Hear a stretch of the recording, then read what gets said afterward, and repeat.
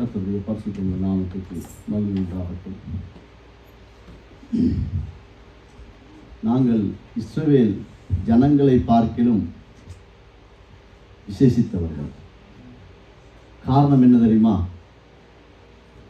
இஸ்ரவேல் ஜனங்களுக்கு ஒரு மிருகத்தின் இரத்தம் அடிக்கப்பட்டு அவருடைய நிலைகளிலே பூசப்பட்டது.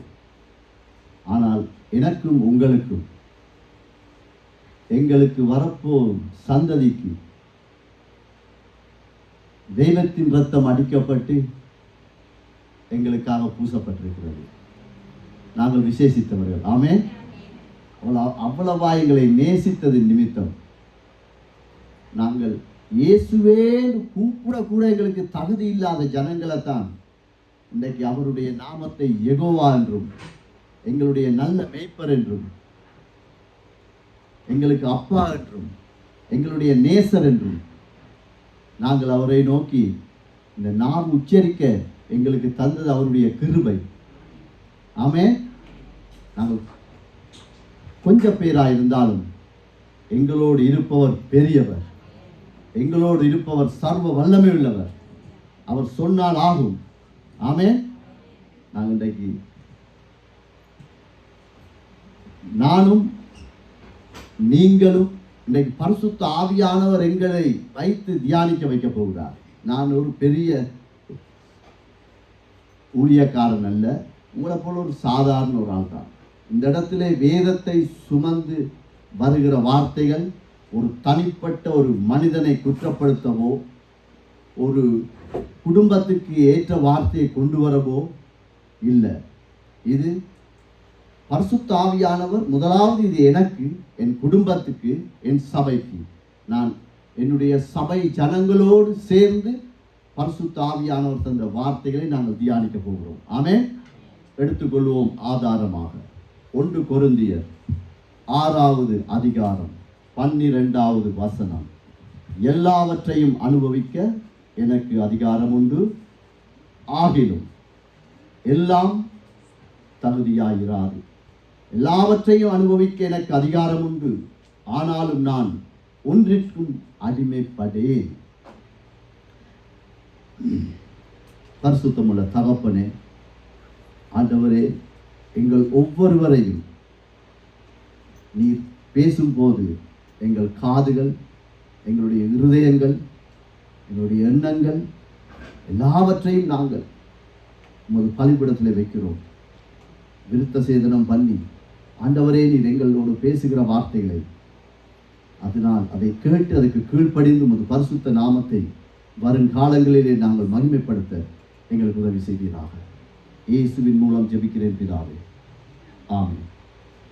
இந்த வார்த்தை, இந்த தியானத்துக்கு நான் ஒரு தலைப்பு வைப்பேனானால் அதிகாரமா தகுதியா, அதிகாரமா தகுதியா.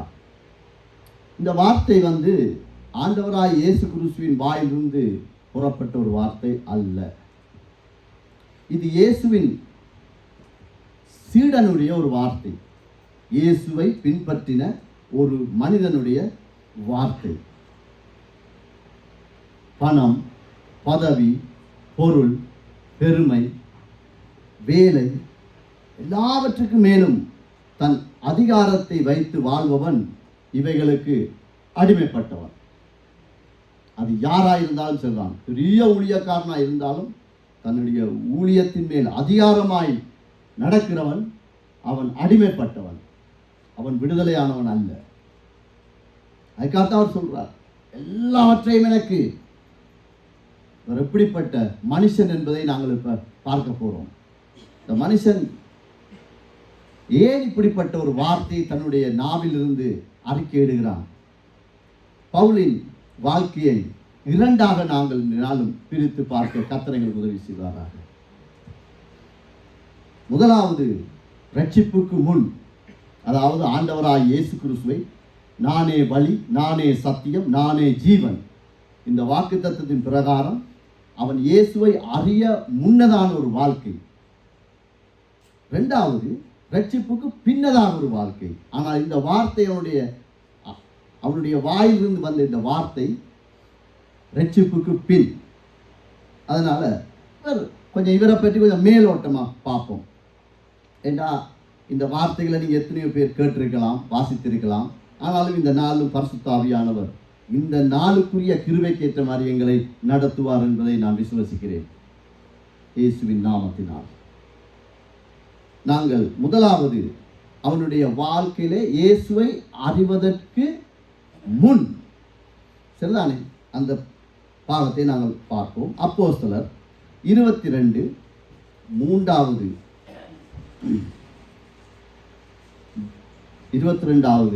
அதிகாரம் 3 இருந்து 5 வரைக்கும் பார்ப்போம். நான் யூதன், சிசிலியா நாட்டிலுள்ள தர்சு பட்டணத்திலே பிறந்து இந்த நகரத்திலே காமாலியேலின் பாதத்தருகே வளர்ந்து முன்னோர்களுடைய வேத பிரமாணத்தின் படியே திட்டமாய் போதிக்கப்பட்டு இன்றைய தினம் நீங்கள் எல்லாரும் தேவனை குறித்து வைராக்கியம் உள்ளவர்களாய் இருக்கிறது போல. ஆமென். ஒவ்வொரு வசனமா நாங்க பார்ப்போம்.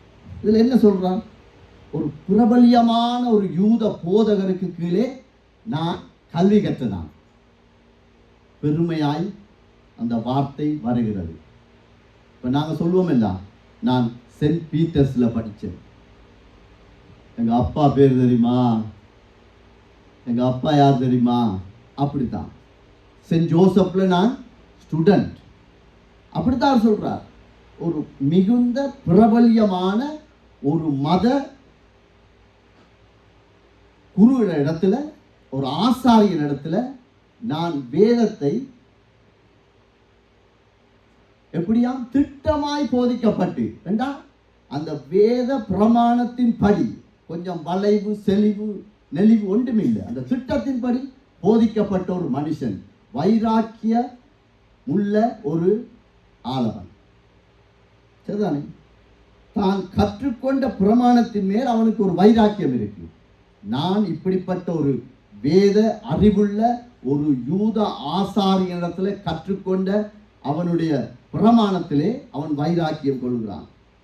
4வது வசனம், நான் இந்த மார்க்கத்தாராகிய புருஷரையும் ஸ்திரீகளையும் கட்டி சிறைச்சாலைகளில் ஒப்புவித்து மரண பரியந்தம் துன்பப்படுத்தினேன். ஆமென். இப்ப அவரை பற்றி வேற யாரும் சாட்சி கொடுக்கல, அவரே செல்ஃபா. இப்ப நாங்க சாட்சி சொல்லுவோம் இல்லை, அதே மாதிரி சாட்சி சொல்றார். என்னது?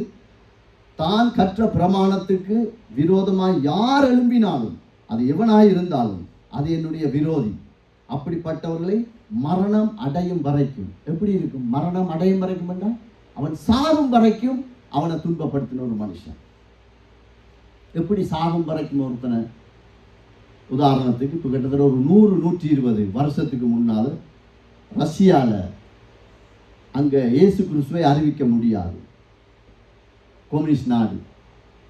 அப்போ ஒருத்தர் அண்டர் கிரவுண்டில் இருந்து ஒரு ஊழியக்காரன், அவருக்கு யார் யாரெல்லாம் காண்கிறாரோ ஆண்டவரை பற்றி சொல்கிறது, இதை யாரோ சொல்லி அரசாங்கம் அவரை அரசு செய்து அவரை அடித்து எவ்வளவோ கொடுமைப்படுத்தி பார்த்து, நீ இயேசுவை மறுதளிது. நோ, அவர் மறுதளிக்கவே இல்லை. ஒரு மனுஷனுடைய, அதாவது ஒரு மனுஷன் எவ்வளவு கஷ்டப்பட்டான் என்றதுக்கு எத்தனையோ ஆதாரங்கள் இருக்கு மிஷனரிகளுடைய. அதுகளை வாழ்வு பிள்ளைகளாக போட்டு பாருங்க. இந்த யூடியூப், இன்ஸ்டாகிராம், ரீல்ஸ் விடுறது அதெல்லாம் விட்டு போட்டு இதில் பாருங்க, கர்த்தர் பேசுவார். அப்போ அந்த மனுஷனை அடித்து வேதனைப்படுத்தி பார்த்தாங்க, அவன் மறுதளிக்கிற மாதிரியே இல்லை. இது உண்மையாய் நடந்த ஒரு காரியம். கடைசியில் என்ன செய்தாங்கன்னா, கையை உடைச்சி காலை உடைச்சி நடக்கலாம். சரி, இவனுக்கு கடைசியாய் ஒரு தண்டனை என்ன கொடுக்கலாம் என்று சொன்னால் ஓகே என்று ஒரு முடிவுக்கு வந்தாங்க. அது சொல்லுவது கடினம், ஆனால் இது நடந்த காரியம். அவனை என்ன செய்வாங்கன்னு சொன்னால், காலையில் காலை இழுத்து கொண்டு அப்படியே அவர் இப்படியே இருப்பார் மல்லாக்கா. அவனுடைய முகத்தில் குறைந்தது 4 பேர் காலையில் மலம் கழிக்க வைப்பார்கள். அவன் செய்த பாவம் என்ன? இயேசுவை அறிவித்தது. இதைத்தான் அவன் சொல்றான், மரணம் வரைக்கும் என்ன எல்லாம் ஆண்டவராய் இயேசு கிறிஸ்துவை பின்பற்றுகிற ஒரு மனுஷனுக்கு நான் செய்ய முடியுமோ அவ்வளவற்றை நான் செய்த ஒரு மனுஷன். அவன் சாட்சி கொடுக்கிறான். அவன் சாதாரண ஒரு ஆள் இல்லை. 5வது வசனம், என் வாழ்க்கையை குறித்து என் வைராக்கியத்தை குறித்து பிரதான ஆசாரியரிடத்தில் போய் கேட்டுப்பார். நான் கற்ற பிரமாணத்துக்கு நான் எப்படி வாழ்ந்தேன் என்று போய் கேட்டுப்பார். நீ சாதாரண மக்களிடத்துல போய் கேட்காத, பெரிய பெரிய ஆசாரியரிடத்துல போய் கேளு. நான் எவ்வளவு வைராக்கியமாய் இந்த பிரமாணத்துக்காய் நான் இருந்தேன் என்று அவன் சாட்சி கொடுக்கிறான். அப்போஸ்தலர் 26:10. அப்போஸ்தலர் 26:10. அப்படியே நான் எருசலேமிலும் செய்தேன். நான் பிரதான ஆசாரியர்களிடத்தில் அதிகாரம் பெற்று பரிசுத்தவான்களில் அநேகரை சிறைச்சாலைகளில் அடைத்தேன். ஆமென். என் மார்க்கத்துக்கு விரோதமாய் உழைத்த அநேகரை கொலை செய்ய நான் உடந்தையாயிருந்தேன். ஒருவன் சாவதற்கு நான் உதவி செய்தேன். என் பிரமாணத்துக்கு விரோதமாய் யார் வந்தாலும் அப்படிப்பட்ட ஒரு காரியத்தை அவன் சாட்சி கொடுக்கிறான். கலாத்தியர் 1:14 வாசிப்போமானால், என் வயதுடைய அநேகரை பார்க்கிலும், அவனுடைய சொல்வோமே, அப்போ பவுலுக்கு ஒரு 25 வயசுன்னு வச்சுக்கொள்வோம், அவனுடைய வயதுக்கு உடையவர்கள் அநேகரை பார்க்கிலும் என் முற்பிதாக்களின் பாரம்பரியத்திலும் நியாயங்களிலும் மிகவும் வைராக்கியம் உடையவன். அவன் கற்றுக்கொண்ட வேதத்தில் பிரமாணத்தில் அவ்வளவு ஸ்ட்ராங் ஆள். இது எல்லாம் ரட்சிப்புக்கு முன். 1 தீமோத்தேயு 1:13 வாசிப்போமானால், நான் கற்றுக்கொண்ட பிரமாணம் அல்லது போதனையின் கனி அது கெட்டதாயிருந்தது. முன்னே நான் தூசிக்கிறவனும் துன்பப்படுத்துகிறவனும் கொடுமை செய்கிறவனுமாயிருந்தேன். அப்படி இருந்தும் நான் அறியாமல் அவிசுவாசத்தினாலே அப்படி செய்ததினால் இரக்கம் பெற்றேன். இவ்வளவு கொடுமை செய்த நான் சரியான வெளிச்சத்தை காணாதபடியினால் எனக்குள்ளே ஒரு அவிசுவாசம்.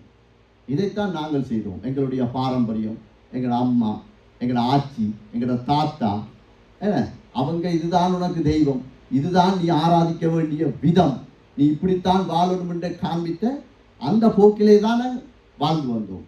ஏதோ தடுமாறி கர்த்தருடைய கிருபை, அவருடைய கண்கள் எங்கள் மேல் பட்டுவிட்டது. அதே போல் இவனுக்கும் ஒரு ஞானம் வருகிறது. என்ன பாருங்க, நான் இரக்கம் பெற்றேன் கடவுளிடத்துக்கு, அதாவது ஆண்டவருக்கு விரோதமாய், வானத்தையும் பூமியை உண்டாக்கின சர்வ வல்லமுள்ள தெய்வத்துக்கு விரோதமாய் இத்தனை காரியம் செய்த எனக்கு அவர் கண்களிலே கிருபை கிடைத்தது. என் கனி கொடுமையாய்த்தான் இருந்தது. இரக்கம் பெற்று தேவனுடைய அன்பு அப்படிப்பட்டது. இரக்கம் பெற்றவனுடைய வெளிச்சம் எப்படி இருக்கும், வெளிப்பாடு எப்படி இருக்கும்? கலாத்தியர் 1:15-16 வாசிக்கும் போது 15வது வார்த்தையினுடைய விளக்கம், நான் என் தாயின் கருவில் உருவாகிய நாள் முதற்கொண்டு அப்படி இருந்தும், எப்படி இருந்தும், நான் தேவனுக்கு விரோதமாய் கிரியை செய்து அப்படி இருந்தும் மற்றவன் சாகிறதுக்கு காரணமாக இருந்திருக்கிறேன், சிறையில போட்டிருக்கிறேன், இயேசுவை நீ அறிவிக்க கூடாது, உண்மையான வேதத்தை நீ யாருக்கும் சொல்லக்கூடாது என்று அப்படி இருந்தும் நான் என் தாயின் வயிற்றில் இருந்தது முதல் என்னை பிரித்தெடுத்து தம் கிருபையினால் அழைத்த தேவன். அந்த வெளிச்சம் வருது. கிருபை வந்தவனுக்கு அந்த வெளிச்சம் வருது. நாங்கள் ஞானஸ்தானம் எடுத்து போட்டு கிருபையோடு இருக்கிறோமா, கிருபை இல்லாமல் இருக்கிறோமான்னு எங்களுடைய வாழ்க்கை, நடை, உடை, பேச்சிலே பார்த்து கொள்ளலாம். நாங்கள் சொல்லலாம், நான் ஞானஸ்தானம் எடுத்துட்டேன், 25 வருஷம் ஆயிடுச்சு ஞானஸ்தானம், அப்படியா? 30 வருஷம் ஆயிட்டு, அப்படியா? ஆனால் அந்த இரக்கத்தின் கிருபை எங்களிடத்துல இருக்காண்டு நாங்கள் இந்த வார்த்தையை வச்சு நாங்கள் எங்களை கேள்வி கேட்க வேண்டிய நேரம் இது. இரக்கம் பெற்று 16வது வசனம், தேவ ராஜ்யத்துக்காக இயேசுவே வழி, சத்தியம், ஜீவன் என்று தேவனை எனக்குள் வெளிப்படுத்த தேவன் என் மேலே சித்தம் கொண்டார். உண்மையான வழியை, உண்மையான வேதத்தை, உண்மையான மார்க்கத்தை, உண்மையான சமாதானத்தை, விடுதலையை எனக்குள் வெளிப்படுத்த, அவரை வெளிப்படுத்தல, எனக்குள் இயேசு வெளிப்பட எவ்வளவு கிருபையுள்ள ஆண்டவர். இன்றைக்கும் எங்களை இந்த இடத்துல அழைச்சது அப்படித்தான். அவர் யாரு, அவர் எப்படிப்பட்டவர் என்றதை எங்களுக்குள்ள வெளிப்படுத்துகிறாரு. அவனுடைய அறிக்கை இப்படித்தான் இருக்கிறது. நான் என் பாரம்பரியத்தோடும் நான் என்னென்னெல்லாம் என்னுடைய பாரம்பரியமான யூத மார்க்கத்தின்படி நான் என்னிடத்தில் இருக்கிறதோ கற்றுக்கொண்டேனோ, இது எல்லாவற்றிலும் பார்க்கும் மேன்மையான ஒரு விஷயம், நான் என் மாம்சத்தோடும் இரத்தத்தோடும் என்ன செய்யலையா? உடன்படிக்கை பண்ணல. தம்முடைய குமாரனை நான் புறஜாதிகளிடத்தில் சுவிசேஷமாய் அறிவிக்கும் பொருட்டாக அவரை எனக்குள் வெளிப்படுத்த பிரியமாயிருந்த போது உடனே நான் மாம்சத்தோடும் இரத்தத்தோடும் யோசனை பண்ணாமலும். கர்த்தருக்கு விரோதமாய் அவன் யோசிக்கவே இல்லை. ஏன்? யோசிச்சிருக்கலாம், அடே நீ யாரோட ஸ்டூடெண்டா அப்படித்தானே கேட்பேன், எவ்வளவு பெரிய ஒரு போதகன், அவன்கிட்ட படித்த பிள்ளையானே ஏன்னா அப்படிதான் சொல்லுவாங்க. இப்போ எங்கட அண்ணன் ரோமன் கத்தோலிக்கத்தில் ஃபாதர் என்று வச்சு கொள்வோம். என்ன சொல்லுவாங்க? டேய் உங்க அண்ணன் ஃபாதர் தான், நீ என்னடா அல்லலியா கூட்டத்துக்கு? கேள்வி வருமா வராதா? வரும். நீ பாரம்பரியமான இந்த மார்க்கத்தில் இருந்து கொண்டு இப்ப இயேசுவேன்னு போறான். அப்படி வந்த போதிலும் மாம்சத்தோடும் இரத்தத்தோடும் அவனை தானது உடன்படிக்கை பண்ணல, யோசிக்கவே இல்லை. அப்படிப்பட்ட ஒரு மனுஷன். இப்ப பவுலுடைய 2வது பக்கத்தை வேகமா பார்ப்போம். அதாவது ரட்சிப்புக்கு பின் இது முக்கியமான ஒரு பகுதி. மேலே பார்த்தது எல்லாம் எங்களோட ஒத்து போகும். ஆனால் இந்த கடைசியா வாசிச்ச 2 வசனத்தை தவிர, எது? அவருடைய கிருபை பெற்ற நான் அந்த கிருபையின்படி வாழ்கிறேனா? 2வது, நான் அவருடைய கிருபையை பெற்ற நான் மாம்சத்தோடும் இரத்தத்தோடும் நான் இன்றைக்கும் போராடி கொண்டா இருக்கிறேன்.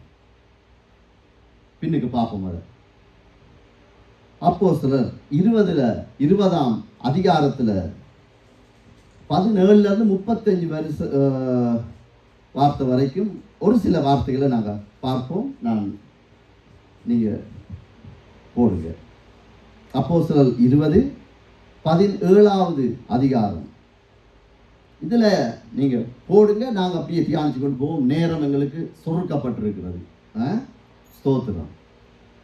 எபேசு அவர் என்ன செய்யறா? சபையார் எல்லாரையும் கூப்பிடுறாரு. இப்போ அவர் அந்த தேசத்திலிருந்து புறப்பட ஆயத்தப்படுறார்.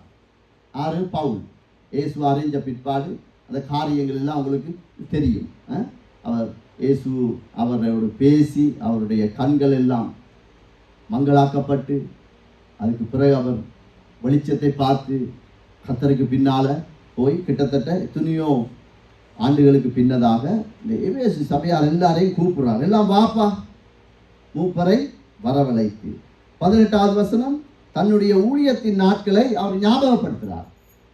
அவர்கள் தன்னிடத்தில் வந்து சேர்ந்த போது அவன் அவர்களை நோக்கி, நான் ஆசியா நாட்டில் வந்த முதல் நாள் தொடக்கி, எப்ப உங்களோட ஊருக்கு உங்களோட சபைக்குள்ள நான் வந்த நாள் தொடக்கி எல்லா காலங்களிலும் உங்களுடைய இன்ன விதமாக இருந்தேன் என்பதை நீங்கள் அறிந்திருக்கிறீர்கள். சபையார் தான் சாட்சி. எப்படிப்பட்ட சாட்சின்னு பாருங்க. அவனை குறித்து அவன் சாட்சி சொல்லலை, நீங்க தான். நான் வந்த நாள்ல இருந்து இந்நாள் வரைக்கும். 19வது வசனம், வெகு மனத்தாழ்மையோடும் மிகுந்த கண்ணீரோடும் யூதருடைய தீமையான யோசனையினால் எனக்கு நேரிட்ட சோதனைகளோடும் நான் கர்த்தரை சேவித்தேன். எப்படி சேவித்தார்? சுகபோகமாவா? Car, motor cycle, coat, tie, அப்படி இல்லை. கண்ணீரோடு தாழ்மையோடு நான் உண்மையாய் கர்த்தரை சேவித்தேன். நன்மையானாலும் சரி, தீமையானாலும் சரி. நான் ஊழியம் செய்ததற்கு மூப்பர்களே சாட்சியா வைக்கிறான். விசுவாசிகளை கூப்பிடல, விசேஷித்தவங்க மூப்பர்கள், பிரசங்கம் பண்றவங்க, ஆலோசனை சங்கம் கூப்பிடுறாரா? நான் மிகுந்த மனத்தால் உங்களுக்கு முன்னால்தான் நான் வாழ்ந்திருக்கிறேன். 26,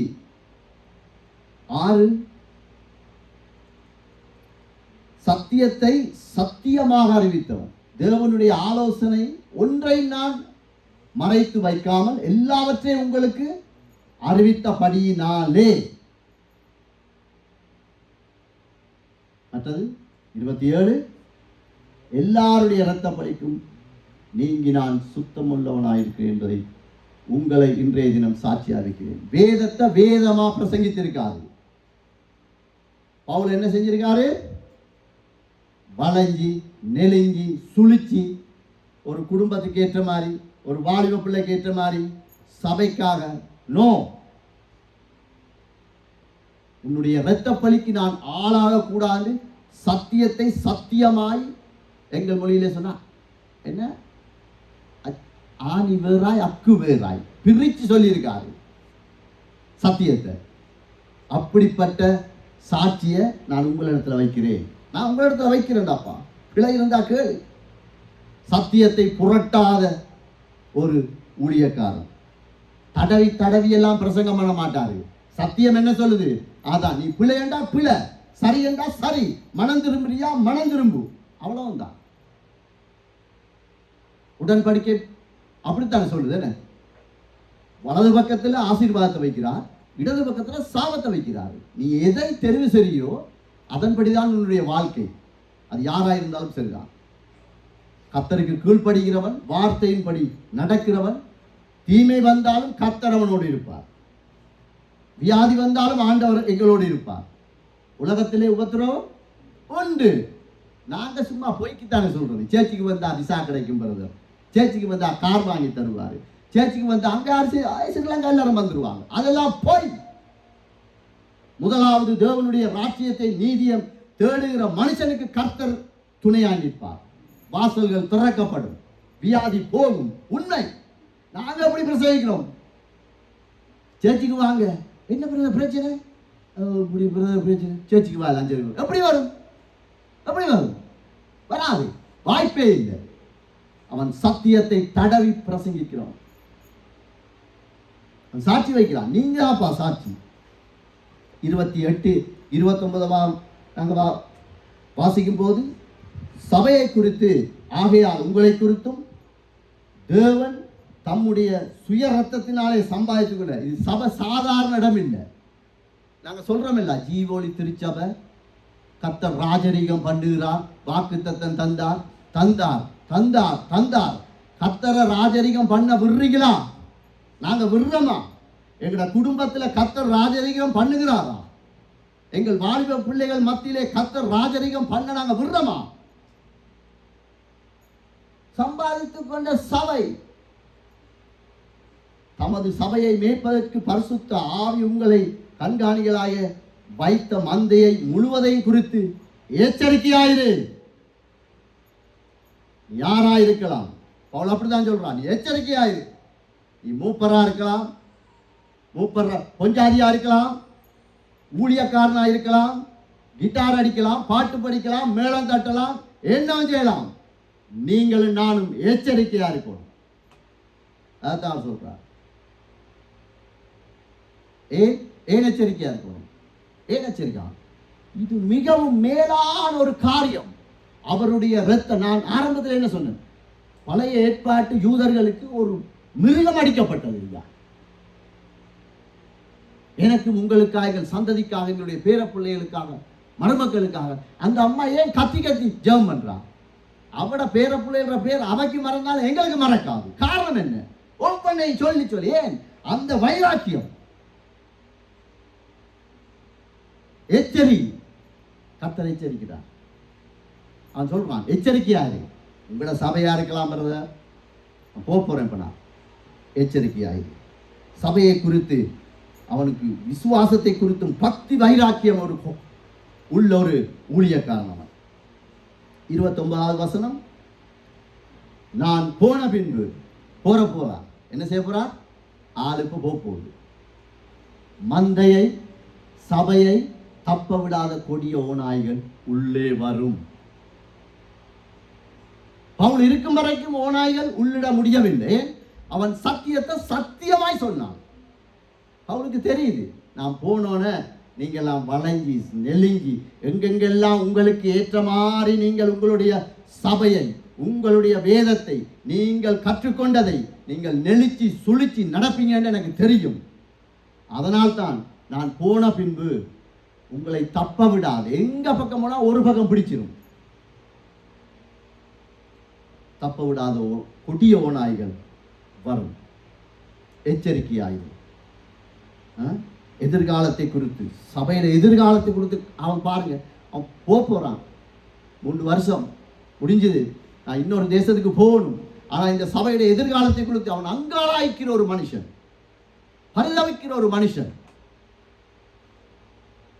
31வது வசனம், எபேசு சபைக்கு மட்டும் பாருங்க, ஆனபடியால் நான் 3 வருஷ காலமாய், இவ்வளவு எத்தனை காலம் முடிஞ்சிருக்கவருக்கு 3 வருஷம் கண்ணீரோடு இடைவிடாமல் அவனவனுக்கு புத்தி சொல்லி வந்ததை நினைத்து இடைவிடாமல் இரவும் பகலும் எங்களுக்கு ஞாயிற்றுக்கிழமை ஒரு 2 hours வந்து நிற்க நேரம் இல்லை.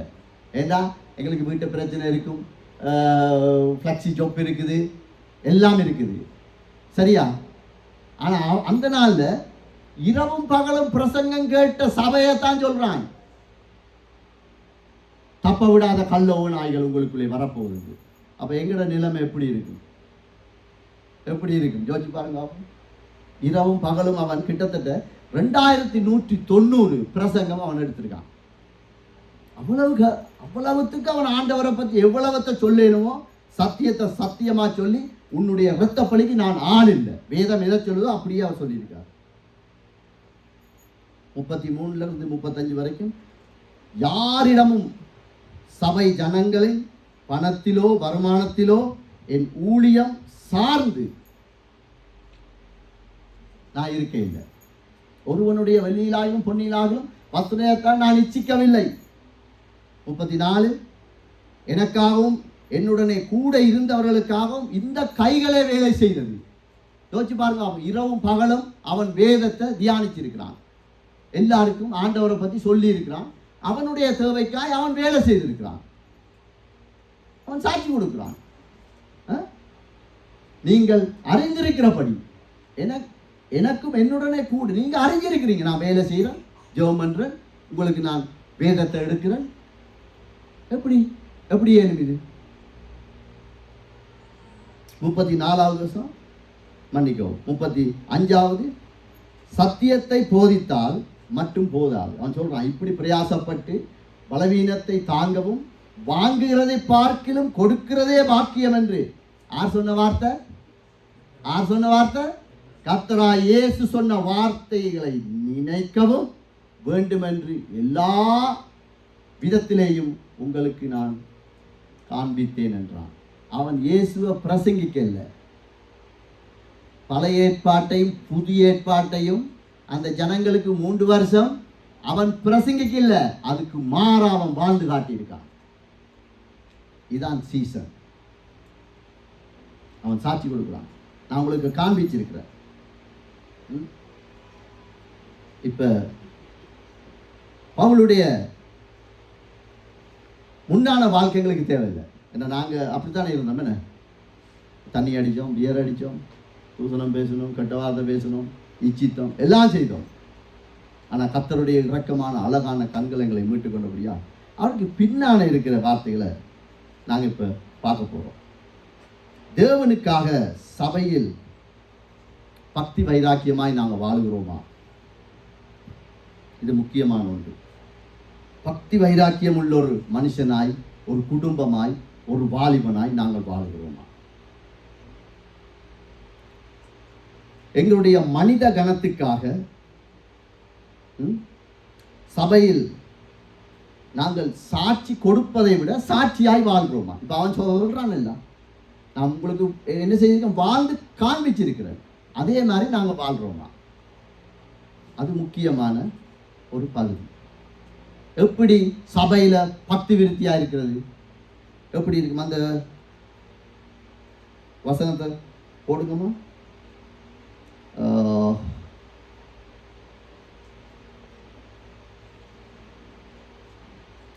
சத்தியம் அறிவித்தான் சபையை குறித்து பக்தி வைராக்கியம். 28, 29 போடுங்க.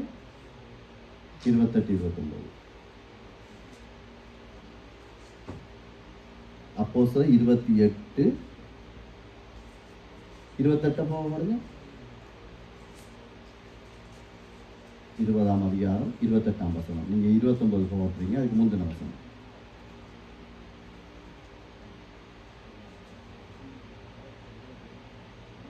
சரி, 29 போடப்பட்டது. ஓகே. ஏன் சபையை குறித்து பக்தி வைராக்கியம் நாங்கள் பண்ணணும்னு சொன்னால், எங்களுடைய சந்ததி, எங்களுடைய பேர பிள்ளைகள் நாங்கள் பெற்ற ரட்சிப்பு, நாங்கள் ஆண்டவருடைய வார்த்தையை நாங்கள் கேட்டிருக்கிறோம். அதை நாங்கள் பக்தி வைராக்கியமா இருக்கிறோமா? இல்லாவிட்டால் என்ன செய்யப்படும்? 29 படி 29 போடுங்கம்மா. தப்ப விடாத கொடிய ஓநாய்கள் வரும். இப்ப நாங்கள் எல்லாம் சொல்றோம், நாங்க இப்ப 55 60 எல்லாம் போற எங்களால வயசு போய்கொண்டிருக்கு. என்னத்துக்கு வாலிபர்களை ஆக்களை ஆயத்தப்படுத்துறோம்? ஒரு மாதத்தில் ஒருக்கா வாலிபர்களை கூப்பிட்டு நீங்க ஆராதிங்க, எல்லாம் செய்யுங்க. ஏன்? இந்த சபையை கொண்டு நடத்த. மோசே போனான், யோசுவா வந்தான், அதே மாதிரி தான். ஏன்னா அப்ப நாங்க இப்ப இருக்கிற சபையை குறித்து நாங்க கேட்ட வார்த்தைக்கு உடன்படிக்கையின் படி நாங்கள் பக்தி வைராக்கியம் காட்டியே ஆகணும். சபையில என் மூலமாய் ஒருவன் இடரடையக்கூடாது. ஒரு வாலிப பிள்ளை என்னால துக்கமுகமாய் போயிடக்கூடாது. பல காரியங்கள் இருக்கு. என்னதான் நடந்தாலும் எழும்பு, சேர்ச்சிக்கு போ வா. இப்ப நான் இருக்கிறேன், எனக்கு அலுப்பா இருக்கு, இல்லாட்டி எனக்கு வேலை இருக்கு, நீங்க எல்லாரும் சேர்ச்சிக்கு போங்கன்னா அவங்க வந்துடுவாங்க. என்ன அதை எந்த புள்ள பார்க்கும். யார் பார்க்கும்? 4 பிள்ளைகள் இருக்கு, 5வது புள்ள ஒன்றவே கத்தருக்கு மகிமை உண்டாகும். அவங்க பார்ப்பாங்க, அப்புறம் இப்படித்தானே. என்ன சபையில வைராக்கியம் இல்லை. இயேசு நல்லவர் என்று அப்பா சொல்றார், ஞானஸ்தானம் எடுத்து 40 வருஷம் என்றார், 30 வருஷம் என்றார், எல்லாம் படிக்கிறாரு. ஆனா சபையை குறித்து அப்பருக்கு எந்த ஒரு வைராக்கியம் இல்லை. அப்ப என் பிள்ளைகளுடைய வாழ்க்கையில, எங்களுடைய பிள்ளைகளுடைய வாழ்க்கையில இந்த கொடிய நாய்கள் வந்து வேலையை காட்டும், காசை காட்டும், உன் தேவையை காட்டும். இதுக்கு நாங்கள் இடம் கொடுக்க கூடாது. சரிதானே? இதுல நாங்கள் மிச்சம் கவனமா இருக்கோம். யாருக்காகவும் எதற்காகவும் பரிசுத்த ஆவியானவர் நாங்கள் தூக்கப்படுத்தி விடக்கூடாது. நாங்கள் அறிந்த வேதத்தின்படி நாங்கள் முகதாட்சணியம் இல்லாத ஒரு சாட்சி உள்ள வாழ்க்கை, அவன் சாட்சியை வாழ்ந்து காட்டினது போல நானும் நீங்களும் பிள்ளைகளுக்கு முன்னால வாழ்ந்து காட்டுவோம். அதான் முக்கியம். 3வது பகுதி அப்போஸ்தலர் 20 28 29. ஒரு நபர் கூட நம்மால் பின்மாற்றம் அடையாதபடிக்கு தேவ சபைக்குள்ளே வெறிகொண்ட ஓநாய்கள், அப்போ நான் சொன்ன போல வராதபடிக்கு நாங்கள் காத்துக்கொள்ளணும். அதுக்கு ஒரு உதாரணம் என்ன தெரியுமா? இந்தியாவில் உண்மையாய் நடந்த ஒரு சம்பவம். ஒரு ஆலயத்தில் பாடகர் குழு இருக்கு, ஓகன் கிட்டார் எல்லாம் இருக்கு. பாஸ்டர் மகன் ஓகனை போய் தொட்டு பிளே பண்ணிட்டாண்டு சபை 2ஆ பிரிஞ்சிட்டு. இது உண்மையா நடந்தது. பட் அவங்களுக்கு சாட்சியோட நீங்க வாங்க, நான் அவங்களுக்கு காண்பிக்கிறேன். இது எப்படிப்பட்ட சபை? ஹலோ, இருக்கிறீங்களா? அவன் என்ன செஞ்சிட்டான்? ஒரு புள்ள போய் ஓகனை தொட்டு பார்த்துட்டான். அதனால நீ தொட்டு பார்க்கலாம். சபை 2ஆ பிரிஞ்சிட்டு. இப்படிப்பட்ட காரியங்கள் சரிதானே? பலிபீடத்திலே வைக்கணும். அது எந்த பொருளாக இருந்தாலும் சரி. நான் ஒரு ஓகனை வாங்குறேன், மேளத்தை வாங்குறேன், என்னவும் வாங்குறேன், கத்தரிக்காக எந்த பிள்ளை அடிக்காது, இன்னொரு பிள்ளை அடிக்க விடு. பலிபீடத்திலே வைக்கணும். வைக்காட்டி அது ஊழியம் இல்லை. அது எந்த பிள்ளை பார்க்கும். மார்க்கஸுக்கு நான் சொல்றேன், ஓகனை கொண்டு போறா, ஆட்டையும் கொடுக்கக்கூடாது, கொண்டு வந்துருவோம். அது என்ன செய்யும்? மைண்டில் அப்படியே ரிசீவ் பண்ணும்.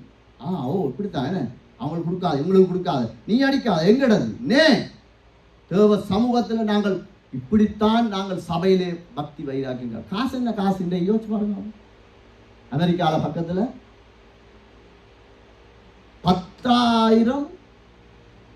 10 கிலோமீட்டர் 10 கிலோமீட்டர் அவ்வளவு தூரம் என்று பாருங்க. அவ்வளவு ஆழத்தில் ஒரு சின்ன ஒரு அசைவு நிலநடுக்கத்தில் எத்தனையோ மக்கள் செத்து, எத்தனையோ சொத்து எல்லாம் அப்படியே சாம்பலா போய் நிற்குது. நம்மட மேளமும் ஓகனும் கிட்டாரும் எம்மாத்திரம் இல்லை. இது என் சபை, இது என் சகோதரன், பக்கத்தில் இருக்கிற என் அக்கா, என் அம்மா, தங்கச்சி, தம்பி. இந்த வாலிப பிள்ளைய மாதிரி எனக்கு வாலிப பிள்ளை, இந்த பிள்ளையில என்னுடைய மகள். அந்த உணர்வு எங்களுக்குள்ளே வரணும். இல்லாட்டி ரொம்ப கஷ்டம். சபையை குறித்து பக்தி வைராக்கியம்னா இயேசுவுக்காக நான் எதையும் இழக்கணும், அவ்வளவுதான், வேற ஒன்றும் இல்லை. எந்த பிள்ளைக்கு நீ இப்படி சொல்லக்கூடாது இல்லை, சத்திய வேதத்தின்படி இல்லாட்டி சொல்லு, அதை பற்றி பிரச்சனை இல்லை. நான் சொல்லியிருக்கேன், நான் வேதத்தின்படி நடக்காமல் நான் உங்களுக்கு தெரிய நான் பரிசுத்த குலைச்சலாய் வாழ்ந்தால் என்ற சேட்டை பிடிச்சி யாரும் கேள்வி கேட்கலாம். முடிஞ்ச வாழ்க்கை அல்ல, சரிதானே? அவரும் அப்படித்தானே சொல்றேன், நான் வந்த நாள்ல இருந்து எப்படி இருக்கிறேன், அதை நீங்க சாட்சி. அதே மாதிரி நாங்கள் வைராக்கியம் பாராட்டணும் எங்களோட சபையில. யாருக்காக? இயேசுவுக்காக, எங்களுக்காக. அவன் தொட்டுட்டாம்பறத, இவன் உள்ளிட்டாம்பறத, அவன் பார்த்துட்டாம்பறத, அவனோட பார்த்து சரியில்லை, இதெல்லாம் சபையில பக்தி வைராக்கியம் இல்லை. இதெல்லாம் ஆண்டவர் நிற்க மாட்டார். ஆட்களை நாங்கள் கூட்டிட்டு வரோம், அவங்க பார்ப்பாங்க, என்ன எல்லாம் நோமலா தானே இருக்கு, ஒரு வித்தியாசம் இல்லை. ஒரே ஒரு வித்தியாசம், 4 பாட்டு படிக்கிறாங்க, இயேசு நல்லவர் என்று சொல்றாங்க, ஒருத்தன் வந்து 40 நிமிஷம் ஏதோ சொல்லிட்டு போறான், அவ்வளவுதான். எங்களுக்குள்ள வைராக்கியம் வேணும், சபையை குறித்து வைராக்கியம் எங்களுக்குள்ள, இது முக்கியம். இல்லை என்றால் ரொம்ப கஷ்டம். சுவிசேஷ பாதம் இருக்கணும் எங்களுக்குள்ள. 20:31 பாருங்க, 20:31 அப்போஸ்தலர் அதே அதிகாரம் 31:31 ஸ்தோத்திரம். ஆனபடியால் நான் 3 வருஷம் இரவும் பகலும் சுவிசேஷ பாரத்தோடு இருக்கிறான். நாங்கள் சாட்சிய உள்ள வாழ்க்கை வாழணும். நம்முடைய தேவைக்காக தேவனை சார்ந்திருக்காமல், சரியா? தேவைக்காக நாங்கள் ஆண்டவரை தேடக்கூடாது. எங்களோட தேவையை பார்க்கலும் கர்த்தர் பெரியவர், அப்படித்தானே? எங்களுடைய வியாதியை பார்க்கலும் அவர் பெரியவர். எங்களுக்கு முன்னால மலை போல பிரச்சனை இருக்கலாம், கர்த்தர் பெரியவர். இதை குறித்து கலங்க தேவையில்லை, சரிதானே? நாங்கள் எப்பையும் எறும்பை போல உழைக்கணும். அவர் சொல்றார், நான் தேவனிடத்தில் வாங்குவதை விட அவருக்கு கொடுப்பதுதான் எனக்கு இயேசுவின் வார்த்தை. நாங்கள் என்ன சொல்றோம்? கொண்டு வா. சபையில் ஒருத்தர் நாட்டில் ஊழியக்காரனுக்கு கொஞ்சம் காசு அனுப்பினார். இந்த சபையில் அவர் அனுப்பினதை ஏழைகளுக்கு ஏதாவது செய்யுது. 3 மாசமா எந்த தொடர்பும் இல்லை. ஆனால் அவர் சொல்லியிருக்காரு, நான் கூட வீட்டை போகிறேன், ஜெபிக்கிறேன், எல்லாம் செய்கிறேன். ஓகே பிரதர், சந்தோஷம். திடீர்னு அவனோட அம்மா கடிச்சு கேட்டிருக்காரு, என்னம்மா அந்த பாசு, அந்த அம்மா, அவன் கல்லன், அவன் வந்தே மாசக்கணக்காகுது. அப்படியா? அடுத்த நாள் அடிச்சிருக்கா, தம்பி எப்படி பிரைசலோ அல்ல லூயா, என்ன மாதிரி? ஓ, நான் நேற்று தான். ஆமா, நான் கள்ள போதகர்கள், காசுக்காக. உண்மையாய் ஊழியம் செய்கிற யாரா இருந்தாலும் பணத்தை சார்ந்து வாழவே மாட்டோம். கர்த்தருக்கு கொடுக்கத்தான் பார்ப்போம், கர்த்தருக்கு கொடுக்கத்தான் பார்ப்போம், சரிதானே? நாம என்னத்தை கொடுக்க முடியுமோ அதை வாஞ்சியா நாங்கள் ஆண்டவருக்கு கொடுக்காட்டி நாங்கள் பெற்ற ரட்சிப்பில் கிருபை இல்லை. ரட்சிப்பு இருக்கு, கிருபை இல்லை. கிருபை தான் பரிசுத்த ஆவியானவர் மூலமாய் சகல சத்தியத்துக்குள்ளும் என்னையும் உங்களையும் நடத்த முடியும். பிளவிடாத மனுஷன் இல்லை, மனுஷி இல்லை, குடும்பம் இல்லை, ஊழியக்காரன் இல்லை. பவுலே சொல்றானே, மற்றவன் சாகிறதுக்கு நான் காரணம் ஐயா. அப்படிப்பட்டவனை தான் ஆண்டவர் எடுத்து பயன்படுத்தி இருக்கிறார், சரிதானே? காசை நம்பி ஊழியம் செய்கிறவன் கள்ள தீர்க்கதரிசி, அவ்வளவுதான். நான் அழைத்தவர் யார் என்று இன்னார் என்று நான் அறிந்திருக்கிறேன். அதனால தான் அவன் சொல்றான். 2 பக்கம் இருக்கு, அதிகாரம், தகுதி. ஒவ்வொன்றையும் நாங்கள் முடிவெடுக்கும் போது வாயு பிள்ளைகளா ஒரு தகுதி இருக்கு. என்ன தகுதி? நான் இயேசுவின் ரத்தத்திலும் சரீரத்திலும் உடன்படிக்கை பண்ணப்பட்ட பிள்ளை. குடும்பம், மனுஷன், மனுஷி தப்ப முடியாது. கர்த்தர் கணக்கு கேட்டே தீர்வார். நாங்கள் மற்றவனுக்காக எதை செய்யலாம் என்று பார்க்கிறது ஒரு முக்கியமான ஒரு விஷயம். சாது சுந்தர் சிங் என்ற ஒரு ஊழியக்காரனை பற்றி கேள்விப்பட்டிருக்கீங்க. அவருடைய சாட்சியிலே ஒரு காரியம், இந்தியாவில் சரியான குளிர், மலை பிரதேசம். அதுக்கு அவர் எப்படியாவது சூரியன் மறையும் முதல் அந்த இடத்துக்கு போயிடணும். போனால் தான் அங்கே ஊர் ஆட்கள் இருக்கிறாங்க, நெருப்பை போடுவாங்க, கொஞ்சம் உடம்ப சூடாக வச்சிருக்கலாம். பயங்கர காற்று வந்துடும் 6-7 மணிக்கு பிறகு. அப்போ இவர் வேகமாக நடந்து போய் கொண்டிருக்கார், மலை ஏறி கொண்டிருக்கார். இவர் போய் கொண்டிருக்கிற இன்னொரு சாதுவும் பாரார் அவரோட. அப்போ 2 பேரும் காய்ச்சி வந்து கொண்டு போனால், ஐயோ குளிர் காற்றெல்லாம் ஸ்டார்ட் பண்ணுது, அப்படியெல்லாம் செய்யுது, என்னடாப்பா சரி வேகமாக போகணும் போய்களும் திடீரென்று பார்த்தா போகிற இடத்துல ஒருத்தன் மயங்கி கிடக்கிறான். அவன் நடந்து இயலாம குளிரில் அப்படியே நடுங்கி இருக்கிறான். அப்போ இவர் பார்க்கிறார், அவனுக்கு உயிர் இருக்கு, அசைவு இல்லை. அப்போ இந்த சாது சிங்கர் சொல்றார், இவனை நாங்கள் தூக்கிட்டு போவோம். மற்ற சாது, அவர் இயேசுவை அறியாதவர், அவன் சொன்னானா, எங்களுக்கு நடக்கவே கஷ்டமா இருக்கு. தியரி உண்மைதானே. ஏன்னா இப்போ நாங்கள் ஒரு மலைக்கு இந்த நேரத்துக்குள்ளே போயிடணும். நான் போகிறது லேசா, ஒரு 50 கிலோ தூக்கிட்டு போகிறது லேசா, நான் போகிறது லேசா. அப்போ பாருங்க, அந்த உடன்படிக்கை அதான் இதில் இருக்கு. நான் இயேசுவுக்கா எதை கொடுக்க முடியுமோ கொஞ்சம் நான் இல்லை, நீ போறண்டா போ, நான் இவனை தூக்கிட்டு தான் வருவேன். சாது சிங்கர் இவரையும் போட்டுட்டு தூக்கிட்டு மெல்ல மெல்ல வேகமாக நடக்கலாம் தானே, மெல்ல மெல்ல தூரம் போ, சரியான குளிர். ஆனால் இவர் போய்கொண்டே இருக்கிறார். இடையில கொஞ்சம் தூரம் போய் பார்த்தா இவரோட வந்த சாது கீழே விட்டு கிடக்கிறாரு. இவர் இறக்கி போட்டு அவரை வச்சு பார்த்தா மனுஷன் மறிச்சிட்டான். அப்போ இவனை தூக்கி பிரயோசனம் இல்லை. இவனை கொண்டு போய் அந்த மலையில சேர்த்து குளிர் காஞ்சி எல்லாருக்கும் யோசிச்சிடறான். என்ன நடந்தது தெரியுமா? அவனுடைய உடம்பில் இருக்கிற வெப்பமும் இவருடைய வெப்பமும் சேர்ந்து அந்த குளிரை எதிர்கொண்டிருக்கிறது. இதுதான் கர்த்தர் நடத்துகிறவன். மற்றவன் சாகுறான், அந்த வாலிப பிள்ளை இடறி போகுது, தெரியுது. இல்லை, அப்படி நாங்கள் வாழ்வோம். அந்த இடையில முடிஞ்சுது கதை. மிச்ச கவனமாக இருக்கணும். நாங்கள் இயேசுவுக்காய் விளக்கிரயமாக்கப்பட்ட ஜனங்கள். அதான் உண்மை, அதான் சத்தியம். இந்த காரியத்தில் நாங்கள் உண்மையாக இருக்கணும். சாது சிங்கர் அவர் நினைச்சிருந்தா விட்டுட்டு போயிருக்கலாமே, இல்லை, அவர் தூக்கிட்டு போனபடியா அவருடைய உடம்புல இருந்த வெப்பமும் இவர உடம்புல இருந்த வெப்பமும் சமனாக்கி சரியான இலக்கை நோக்கி அடைஞ்சிட்டாங்க. ஆனால் மற்ற மனுஷன் மறைச்சு போனாங்க. இந்த உதாரணம் எத்தனை பேருக்கு விளங்கிச்சோ இல்லையோ தெரியாது. உங்களை பக்கத்தில் இருக்கிறவங்க விழுந்து போனால் சிரிக்கக்கூடாது. நாங்கள் அந்த குடும்பத்தில் பிரச்சனையா சிரிக்கக்கூடாது. 3 மணிக்கு எழும்பி எல்லாம் வச்சிருந்து ஜெபி. அப்படி ஜெபிச்சா எங்கட குடும்பம் ஆசீர்வதிக்கப்படும். எங்கட குடும்பம் ஆசீர்வதிக்கும். நாங்கள் அப்படி இல்லை தானே, எங்களுக்கு தானே கேட்குறேன். பிள்ளைய ஆசீர்வதிங்க, இன்ஜினியர் ஆக்குங்க, டாக்டர் ஆக்குங்க, அதாக்குங்க, இதாக்குங்க. அங்கே ஒன்றும் ஆக்கப்படாது. அவர் ஒரு பிரமாணம் வச்சிருக்கார். முதலாவது தேவனுடைய ராஜ்யத்தை நீதியை தேடு, மிச்சம் எல்லாம் சரசரன்னு வைக்கப்படும். உங்களுக்கு பிள்ளை வயிற்றுல இருந்தா இல்லாட்டியும் கூட பிள்ளை கைக்குழந்தையா இருந்தா அந்த பிள்ளை எங்க படிக்கணும்னு கர்த்தர் எழுதி போட்டு தான் உங்களோட கையில் இருந்திருக்கார். அவர் அப்படிப்பட்ட நல்ல ஒரு அப்பா. அதனால நாங்கள் அவரை நம்பி சார்ந்து வாழ்வது தான் மேலான ஒரு காரியம். அதில் நாங்கள் கவனமாக இருக்கோம். நாங்கள் வேதத்தின்படி வாழ்பவன் தருத்திரனாவானோம். இப்போ அவர் சொல்லிட்டார் தானே, நான் இப்படி வேலை செய்தேன், அப்படி வேலை செய்தேன். ஆனால் அப்போஸ்தலர் பவுல் அவர் பாருங்க, அப்போஸ்தலர் 28:16 30 அவர் சொல்றார், நான் ரோமாபுரி பட்டணத்திலே நடுவிலே வாடகைக்கு இருந்திருக்கிறார், சிட்டியில வாடகைக்கு இருந்திருக்கிறாரு.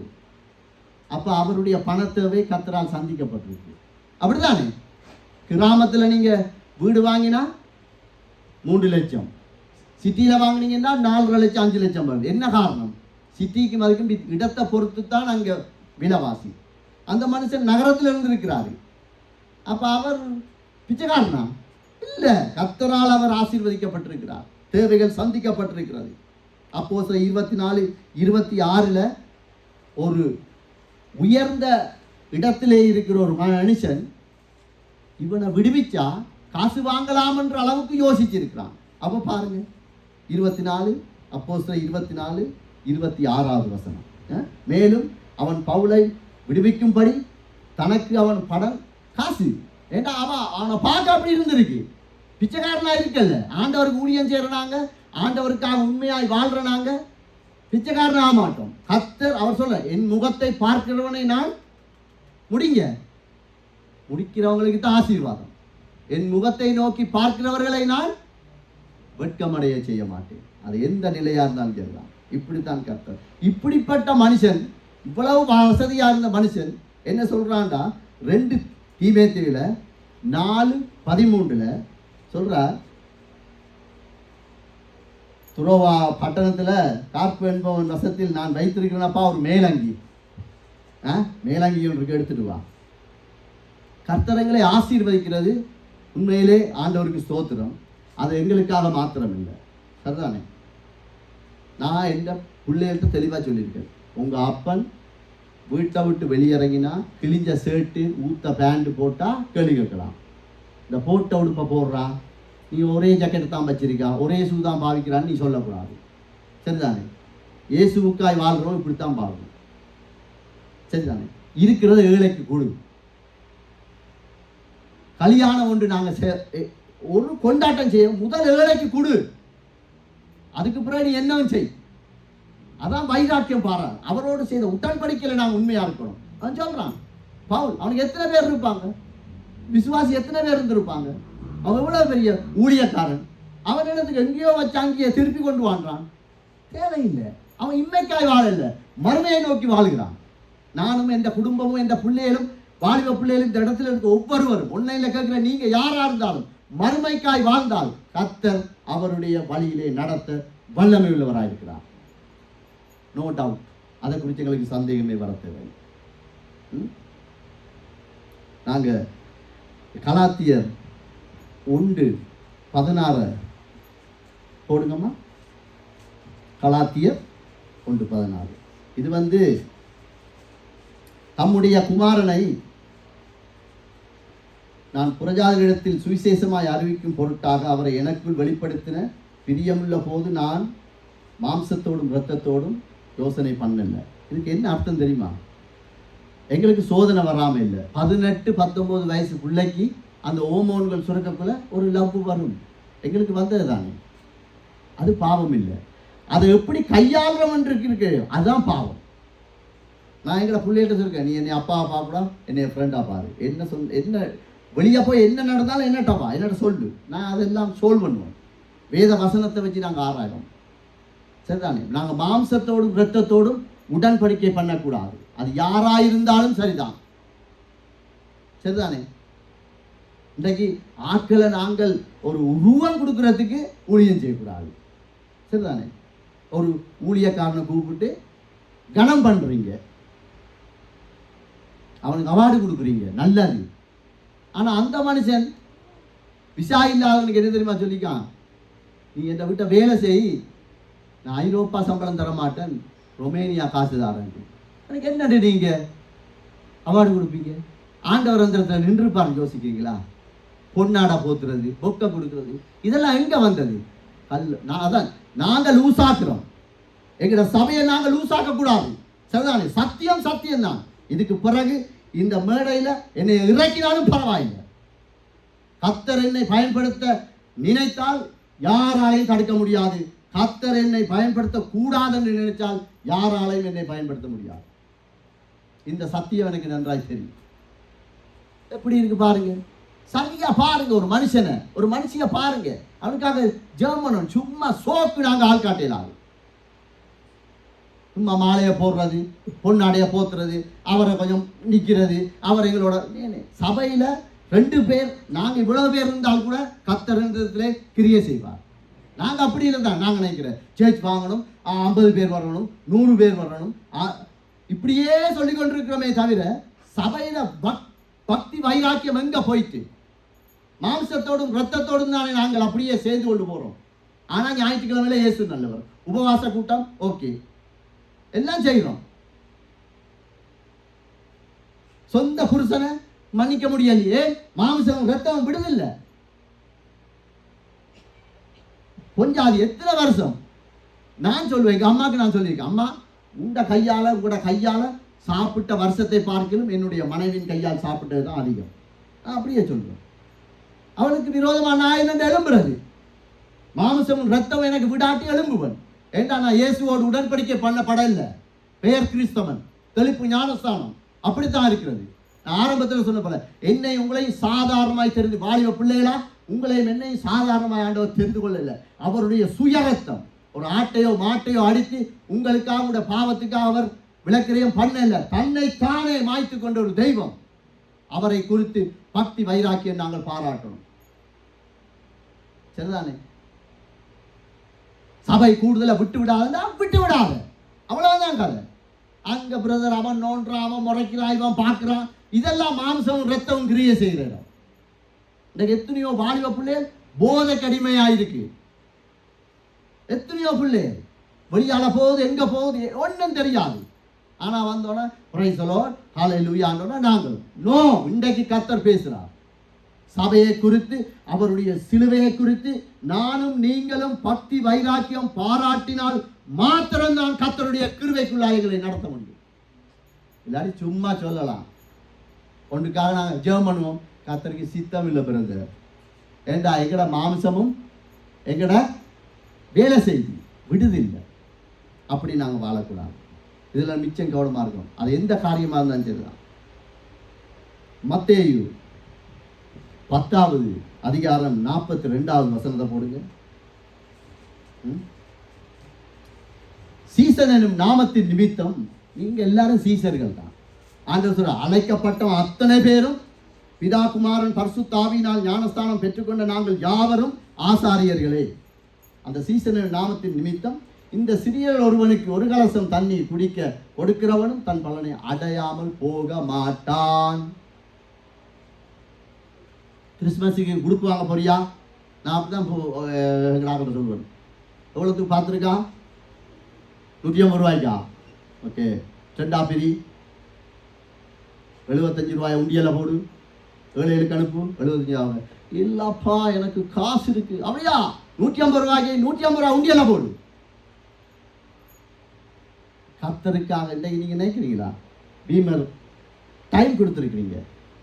அம்மா உங்களுக்கு தங்கச்சி உங்களுக்கு நான் பேசின வேத வார்த்தைகள் சில நேரம் புரியாமல் இருக்கலாம். ஆனால் ஒன்று சொல்லுவேன், நீங்கள் இன்றைக்கு உங்களோட 2 மணி தியாகத்தை கர்த்தருக்கு நீங்கள் கொடுத்துருக்கிறீங்க. ஏதோ ஒரு காரியத்துக்காக நம்பி வந்திருக்கிறீங்க. 2 மணி தியாகம் இன்றைக்கு நீங்கள் வேலைக்கு போயிருக்கலாம், வீட்டை இருந்திருக்கலாம், நல்ல சமர் என்ஜாய் பண்ணியிருக்கலாம். ஆனால் நீங்கள் வந்திருக்கிறீங்க. இதுதான் ஒரு கலசம், 1 டம்ளர் தண்ணிக்கே ஆண்டவர் கணக்கு பார்த்து திருப்பி கொடுக்கிறவர் அவர். சரிதானே? நீங்க அவருக்காக கொடுத்திருக்கிறீங்க. கர்த்தர் நிச்சயமாய் அவர் விரும்புகிறபடி உங்களை நடத்துவார். அவ்வளவுதான். இன்னைக்கு நாங்க அப்படி இல்லை தானே? நாங்க விரும்புகிறபடி, நான் விரும்புகிறவனே நான் கல்யாணம் கட்டணும், நான் விரும்புகிற வேலைக்குத்தே நான் போகணும். இல்லை, நாங்க ஜெபம் பண்ணணும். எப்படி தெரியுமா? ஆண்டவரே உங்க விருப்பம் என்ன? என்னல இதுதான் மாம்சத்தையும் ரத்தத்தையும் நாங்கள் போராடி ஜெயித்து இருக்கிற ஒரு வாழ்க்கை. அவ்வளவுதான். கர்த்தர் தருவார். நாங்கள் ஒப்பு கொடுப்போமா? ஆண்டவர்கிட்ட கேட்போமா? ஆண்டவரே உங்க விருப்பத்தின்படி எங்களை ஆசீர்வதிங்க. அது என்ன காரியமாக இருந்தாலும் சரி ஒப்பு கொடுப்போம். பரிசுத்தமுள்ள தகப்பனே, ஆண்டவரே இந்த நாளிலும் கேட்ட வார்த்தைகளுக்காக உமக்கு ஸ்தோத்திரம். என்னோடு பேசியிருக்கிறீங்க, குடும்பத்தோடு பேசியிருக்கிறீங்க, சபையாரோடு பேசியிருக்கிறீங்க. ஆண்டவரே கேட்ட வார்த்தையின்படி அப்பா உமது வேதத்தை குறித்து, உமது கிருபையை குறித்து நாங்கள் ஆண்டவரே பக்தி வைராக்கியம் உள்ள ஜனங்களாய், வாலிப பிள்ளைகளாய், தாய் தகப்பனாய், ஊழியர்களாய் ஆண்டவரே வாழ எங்களுக்கு உதவி செய்யுங்கப்பா. இவ்வளவு காலம் எங்களுடைய விருப்பத்துக்கு நாங்கள் கேட்டுவிட்டோம், மன்னிங்கப்பா. இன்றிலிருந்து நாங்கள் கேட்கிறோம், எங்கள் வாலிபர்களை நீர் எப்படி ஆசீர்வதிக்க விரும்புகிறீர், எங்கள் குடும்பங்களை நீர் எப்படி ஆசீர்வதிக்க விரும்புகிறீர், எங்கள் ஊழியர்களை எந்த வழியிலே நீர் நடத்த விரும்புகிறீரோ அதற்கான கிருபையும் பலத்தையும் ஞானத்தையும் எங்களுக்கு தயவாய் தரும்படியாய் இயேசுவின் நாமத்தில் நாங்கள் வேண்டி நிற்கிறோம் பிதாவே. எல்லா கனமும் மகிமை உங்களுக்கு செலுத்துகிறோம். இயேசுவின் மூலம் ஜெபிக்கிறோம் பிதாவே. ஆமென்.